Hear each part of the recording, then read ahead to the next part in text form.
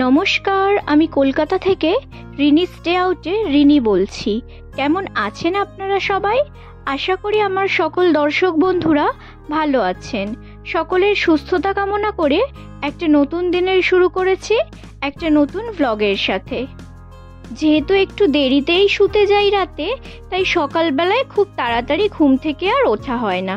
উঠতে উঠতে ওই মোটামুটি 7:30 তো বেজেই যায়। তাই সকালবেলায় ঘুম থেকে ওঠার পরে সকালের কাজগুলো একটু তাড়াতাড়ি করে ফেলার চেষ্টা করি। আজও তার ব্যতিক্রম নয়। সকালবেলায় ঘুম থেকে উঠে তাড়াতাড়ি একটু বেডটা সেট করে নিচ্ছি। এরপরেই শুরু করে ফেলতে হবে রান্না। বিছানাটা যদি খুব সুন্দর টান টান পরিপাটি করে গোছানো থাকে, ঘরের ভেতর ঢুকলেই কিন্তু একটা অন্যরকম ভালো লাগা কাজ করে। তবে যাদের বাড়িতে আবার ছোট বাচ্চা আছে বা অসুস্থ মানুষ আছে বা বয়স্ক বাবা মা থাকে, তাদের হয়তো সব সময় সম্ভব হয় না, একটু এলোমেলো তো হয়েই যায়। তখন তো আপনার ঘরের বাচ্চাটি আপনার ঘর আলো করে থাকবে। তখন কিবার ঘর গোছানো কিবার অগোছালো কিছুই মাথায় থাকবে না। এই যে এই ইনডোর প্ল্যান্টগুলোকে একটু রোদে দিতে হবে। ইনডোর প্ল্যান্ট না, যতই বলুক যে ঘরে থাকবে ঠিক আছে, কিন্তু ওই সপ্তাহে একবার বা অন্তত 15 দিনে একদিন দুদিন একটু রোদে দিলে গাছগুলো কিন্তু বেশ ঝলমলে থাকে। আজকে না কি হয়েছে, মানে এক সপ্তাহ হয়ে গেছে ফ্রিজে মৌরলা মাছ আনা ছিল। মিস্টার সেন মাছগুলো তো কিনে নিয়েছিল, কেনার পরে না বাজারে কেউ আর কাটতে রাজি হয়নি। কোনোবার এরকম হয় না, প্রত্যেকবার মাছওয়ালারা কেটে দেয়। আর ও যেদিন নিয়েছে সেই দিন ওই কাটার একজনই এসেছিল।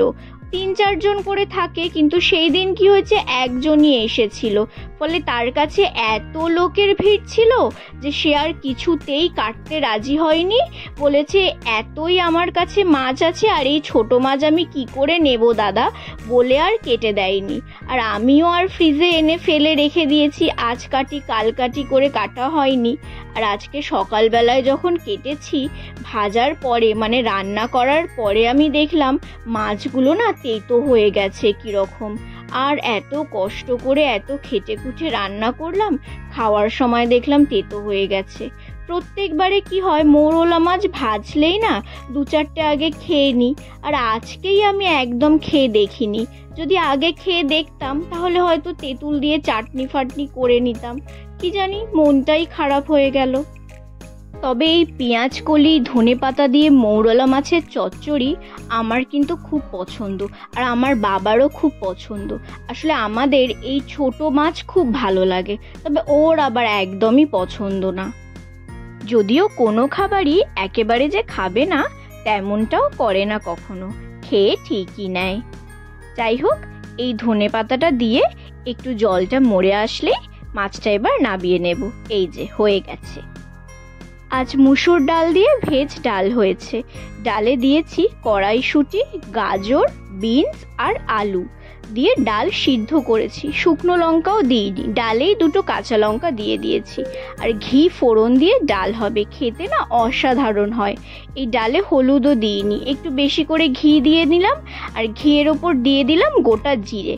জিরেটা ভালো করে ফোড়নে যেহেতু দিয়েছি, তাই একটু ভালো করে ফ্রাই করে নিয়ে এই ডালের ওপর দিয়ে দেব। ব্যাস, আর কিছুই না।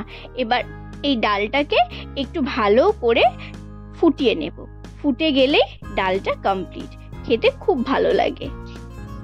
পাশের কড়াই হচ্ছে রাতের জন্য একটু ঘুগনি, আর এইদিকে ফ্রাইং প্যানে বসিয়েছি উচ্ছে, কুমড়ো আর পেঁয়াজ ভাজা। এটা কিন্তু আমার খুব পছন্দের একটা রান্না, এটা আপনারা একদিন ট্রাই করতে পারেন। 5 ফোড়ন ফোড়নে দিয়েছি। উচ্ছেটা হালকা ভাজা হয়ে এলে কুমড়োটা দিয়ে দেব। কুমড়োটাও যখন কিছুটা ভাজা হয়ে আসবে, একদম শেষে 2টো কাঁচা লঙ্কা আর একটু পেঁয়াজ দিয়ে হালকা নেড়ে চেড়ে নামিয়ে নিতে হবে। দিনের বড় কাজটা শেষ, এবার কিচেনটা পরিষ্কার করার পালা।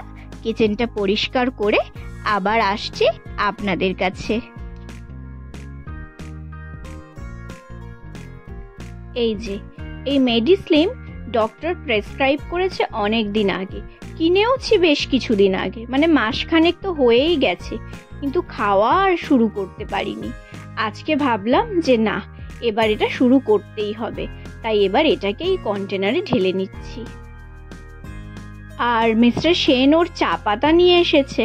মানে ওর চা পাতা কেনার ইতিহাস আর কি বলবো, মানে যেখানেই যা নতুন ওর চা পাতা দেখে, মানে ও তো মিল্ক টি একদমই খায় না, লিকার চা খায়, তাও আবার চিনি ছাড়া।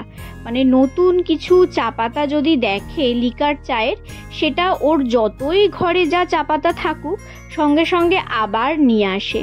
তো আবারও একখানা নতুন কি নিয়ে এসে আমাকে এটা ঢেলে দাও, এটা ঢেলে দাও করতেই থাকছে। তো পুরনো চা পাতাটা যেটা ছিল সেটা আবার কি করলাম, এই কন্টেনারে ঢেলে যেটা নিয়ে এসছে সেটাকে আবার ঢেলে দিচ্ছি। তো গ্রিন টিও ওর খুব পছন্দ। তো যাই হোক, আমার তো ওই অখাদ্যটা একদমই ভালো লাগে না।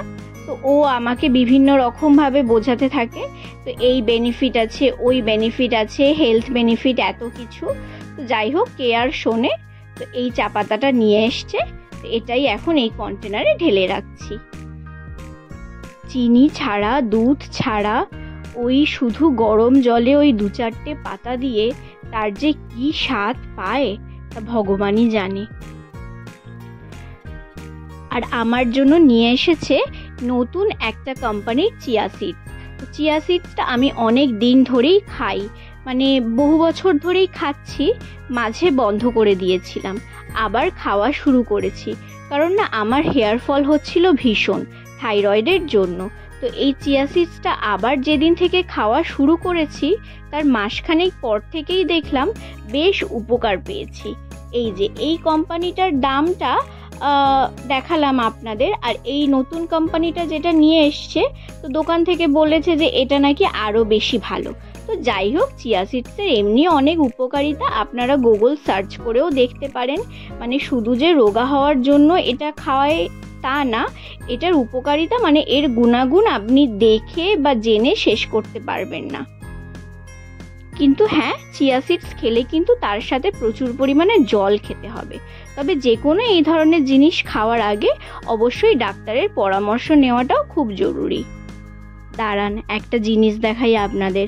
সকালে আর এক কাণ্ড করেছে, আমার এই স্বাদের কন্টেনারটার ঢাকনাটা ভেঙে ফেলেছে। ঢাকনাটা ভাঙলেও এইটি যে গোটা আছে এটাই ভালো, এটা রেখে দিয়েছি। ভাবলাম এই যে এইখানে এইভাবে 2-1টা মানি প্ল্যান্ট রাখা যেতে পারে। সন্ধেবেলায় বাড়িতে ফেরার সময় এই বলরাম মল্লিক থেকে এই মাখা সন্দেশের বাটিগুলো নিয়ে এসছে, তো ঠাকুরকে দিয়ে দিলাম, দিয়ে সন্ধ্যের ভোগটা নিবেদন করে দিলাম। এই প্রসঙ্গে একটা কথা বলে রাখি, কোনো সাপ্লিমেন্ট বা কোনো প্যাকেটজাত দ্রব্য বা যে কোনো খাবারও হতে পারে, কোনো অ্যাডভার্টাইজ দেখে বা সোশ্যাল মিডিয়ায় কোনো পোস্ট দেখে বা কোনো প্রতারণার ফাঁদে পড়ে সহজেই কিন্তু আপনারা সেটা খেতে বা কাউকে খাওয়াতে শুরু করে দেবেন না। তার আগে অবশ্যই প্রয়োজন ডাক্তারের পরামর্শ নেওয়া। এই যে সকালবেলায় খেয়েছে মৌরলা মাছের চচ্চড়ি, রাতে কিন্তু সেটি আর একেবারেই চলবে না। রাতে প্রয়োজন গরম গরম কাতলা মাছ ভাজা, সেটিই করে নিচ্ছি, আর সাথে একটু ভাত বসিয়ে নিয়েছি। আজকের এই ছোট্ট ব্লগটা যদি ভালো লাগে একটা লাইক করে দেবেন, আর আমার ইউটিউব চ্যানেলটি সাবস্ক্রাইব করে আমার পাশে থাকবেন। এতক্ষণ আপনারা দেখছিলেন রিনি স্টে আউট। আগামীতে ফিরে আসবো আবার নতুন কোনো ব্লগের সঙ্গে। ততক্ষণ আপনারা সুস্থ থাকবেন। নমস্কার।